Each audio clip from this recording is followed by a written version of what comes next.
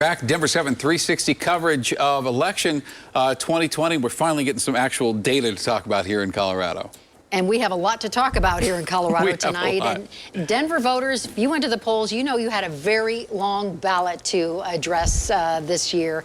And we've invited the Denver mayor to come and join us to talk about some of the pressing issues for the city of Denver. First of all, Mr. Mayor, thank you so much for making the time to be here with us tonight. Absolutely. It's going to be a long night, so we might as well be somewhere, right? All right, just your initial lay of the land here of what we've seen so far tonight, what we expect tonight. Well, I think we start with the fact it's been a tremendous turnout, not only here in Colorado, but across the country.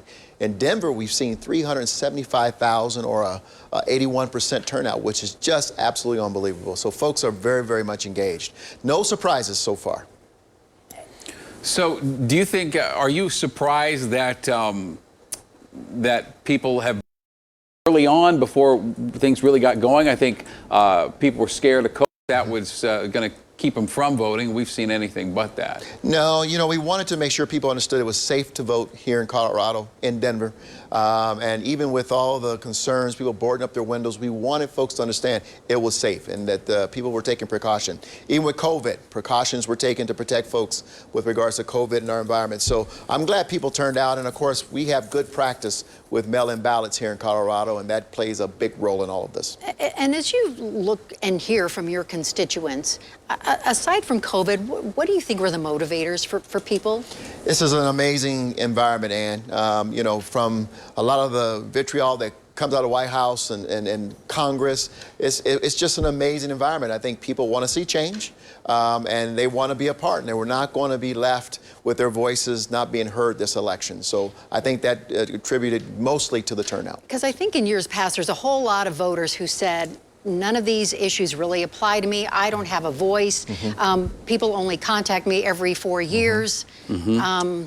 But I think COVID played a big role in that, right? I mean, the response of the nation, whether it's statewide, but it's been the center of our conversations, as well as the demonstrations and the long reckoning of, you know, with the social injustice that has occurred. Folks believe if we're going to change things, we've got to lean in. You've got to have your voices heard, and I think this election was the perfect timing for it. And I think that was a canary in a coal mine, seeing the response to how many nights of protests and that we saw through right past this building here downtown. I thought, well, that is an engagement, mostly young voters, and we've seen the result of that tonight in the polls. Yes, probably more engaged than they have ever been, and we certainly are seeing it with the numbers. Obviously, we don't have the crosstabs yet to know who all voted, but it certainly didn't hurt. I think to have those demonstrations, have COVID, have the social injustice issues that everyone wants to talk about, wants to engage in, you know, to spark our engagement. So what have you learned from those protests? What have you learned about governing a city like Denver and how to approach policing, for example, differently? It's got to go beyond conversations, and I think clearly all of us were calling for not just conversations, but we've got to move toward action. We've got to have legislation. We've got to have leaders in place who are willing and ready to make a change, but substantive change, not just things that are going to be, you know, to deal with the symptoms of a real problem, but get to the root problems of this. And as leaders, those things call for slow, methodical addressing of the issues, but make sure you're addressing the issues. And I think as I've talked to people, you know, don't rush to a conclusion. Don't rush to a solution. Let's make sure we're sitting down, we understand what the problem is, and let's move in and try to address it together. All right, as long as we have the boss here, let's ask the boss some questions about how the case numbers are just horrible in this last couple of weeks. How close are you to sending everybody home again? And also, a night like tonight, I think even reinforces or magnifies the political fallout from a move like that we've seen. Well, it's a different environment from March when we had to do a stay-at-home order. I think we know a little more about the virus. I think people are exhausted. I think people are tired. They want to see things begin to move toward normalcy. We still have to move to protect everyone, Shannon. And, you know, but I will tell you that stay-at-home orders are really the last thing we want to do. We're going to try to do everything we can to avoid that, whether it's additional orders, but also pinpointing where the challenge was. We just had Dr. Burks in town yesterday, and she was very insightful, you know, and understanding that, you know, not everybody's going to be willing and go toward stay-at-home orders this time. They're not going to comply. So what can you do that is a little more creative, but just as effective?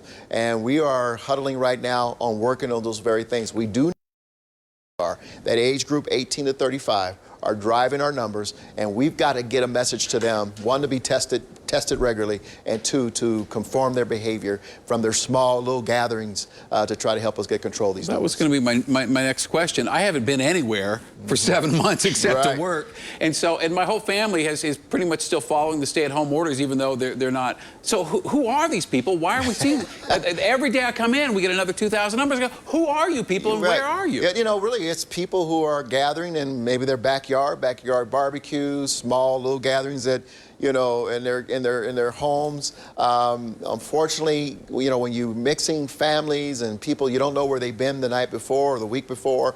You have drivers, and you're spreading the virus, unfortunately, and that's what we're seeing. And we can pinpoint the fact that college campuses got more active, young people got more active as the weather got better. And Colorado's just that place where the environment, the climate is so conducive to being active year-round, particularly when it's warm. You can go anywhere, and you are coming in contact with a lot of folks. And when you gather in small groups, it becomes a challenge. We're going to talk about some of the Denver issues here in just a moment, but since you are here, I want to ask you, I mean, this is your last term as mayor. Yeah. What's your plan? What's next for you? With regards to, for me personally?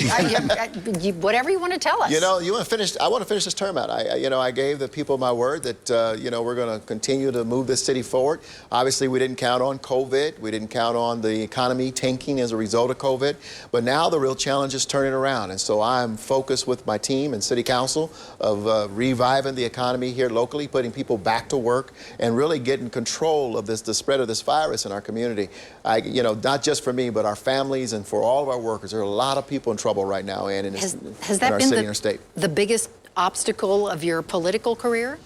Without question. I mean, this is something that has commandeered the attention and focus of all of us for the past 9 months. I mean, we want to get moving on a lot of other issues, but you've noticed we've had to stop focusing on everything to try to get control of this, because we're working on saving lives. Right. And now we got to not only work to save lives, but we got to find a way to revive economies and help people take care of their families. So we learned today John Elway and Joe Ellis both tested positive. Have you spoken to either of them or to the organization at all today? No, I haven't spoken to either of them. Both of them are good friends, and I'll tell you that certainly we send our best wishes to both of them for healthy recovery.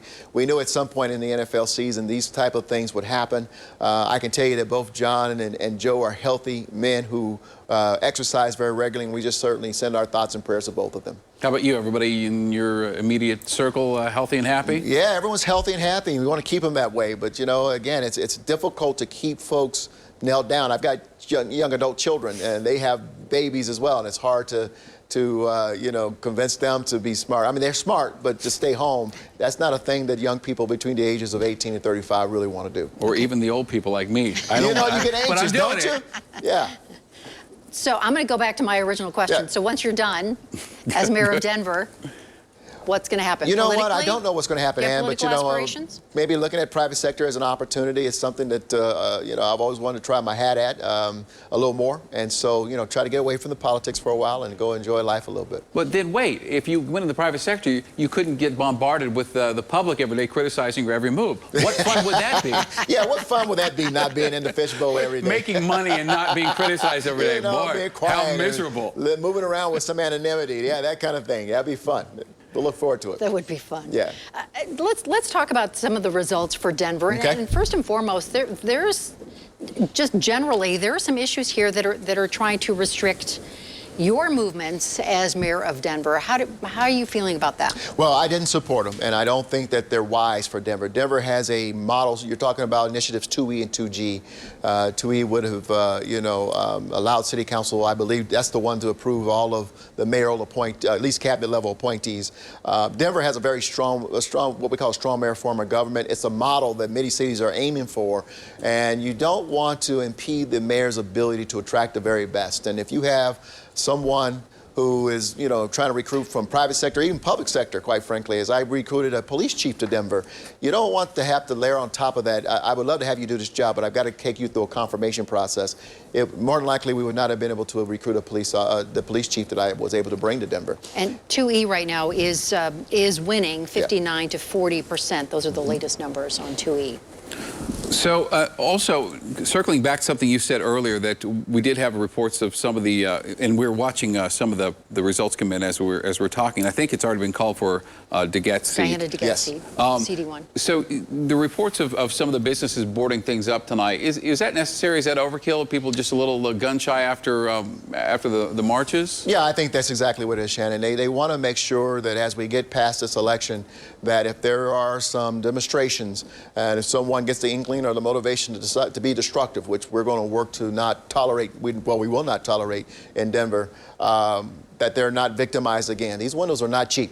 And some of them just decided, and I spoke to some of the business owners, they were just going to leave the boards up until after election. All right, very good. Mayor Hancock, thank you so much for spending time with us. We need to take a